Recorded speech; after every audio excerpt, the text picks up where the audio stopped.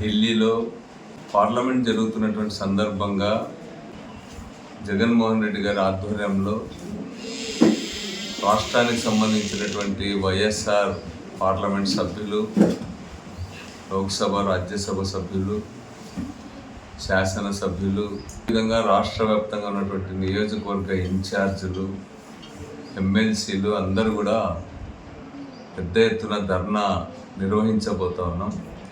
ముఖ్యంగా రాష్ట్రంలో క్షీణించినటువంటి శాంతి భద్రతలు, అరాచకము, వీటన్నిటిని కూడా దేశ ప్రజల దృష్టికి తీసుకోవడానికి కార్యక్రమాన్ని నిర్వహిస్తూ ఉన్నాం.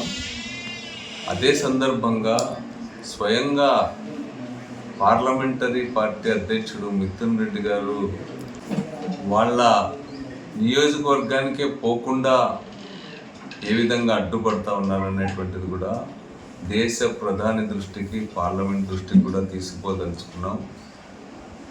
ఎన్నికైనటువంటి మిథున్ రెడ్డిని ఒకసారి పోవాలనుకున్నప్పుడు హౌస్ అరెస్ట్ చేశారు. రెండోసారి పోయినప్పుడు పోలీసులు అందరి సమక్షంలోనే రాళ్లదాడి చేసినారు. మరో మాజీ ఎంపీ ఇల్లు పగలగొట్టినారు, కారు కాల్చివేసినారు, విధ్వంసం సృష్టించినారు, పోలీసులు ప్రేక్షక పాత్ర వహించినారు. పైగా మళ్ళా మిథున్ రెడ్డి పైన, అదేవిధంగా రెడ్డప్ప పైన, మాజీ పార్లమెంట్ సభ్యుడు, వాళ్ళపైన కూడా కేసులు బనాయించడం జరిగింది. వీటన్నిటితో పాటు పెద్దిరెడ్డి రామచంద్రారెడ్డి గారు రాష్ట్రంలోనే చాలా సీనియర్ మంత్రి. అట్లాంటి పెద్దిరెడ్డి రామచంద్రారెడ్డి గారు కూడా నియోజకవర్గంలోకే పోవడానికి వీల్లేదనేటువంటి పద్ధతుల్లో తెలుగుదేశం పార్టీ వ్యవహరిస్తూ ఉంది. వాటికి ఒత్తాసు ఇచ్చేటువంటి విధంగా పోలీసులు శాంతి భద్రతల పేరు చెప్పి అడ్డుపడుతున్నారు.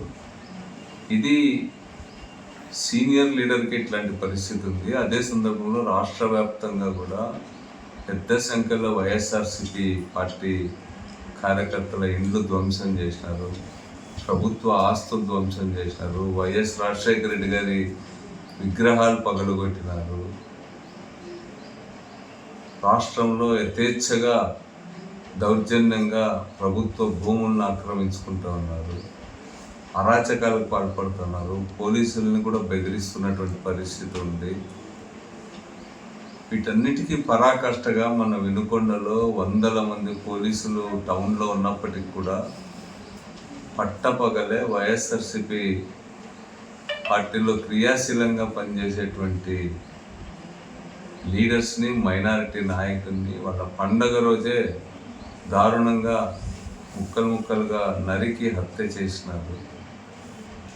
నిజంగా రాష్ట్రంలోనే నివ్వెరపోయిన ప్రజలంతా కూడా ఇంతటి అరాచకాన్ని ఎప్పుడు కూడా చూడలేదని చెప్పి అంటూ ఉన్నారు. మరి వీటికి హద్దు అదుపు లేకుండా ముందుకు సాగుతున్నాయి. కూటమి ప్రభుత్వం అని చెప్పుకునేటువంటి ఈ ప్రభుత్వంలో ఇవన్నీ కూడా జరుగుతూ ఉన్నాయి. అందుకనే ఇవన్నీ కూడా మోడీ గారిని కూడా కలిసి ఆయన కూడా వివరించడానికి, అదేవిధంగా వీటన్నింటినీ తక్షణమే ఆఫ్ చేయాల్సిందిగా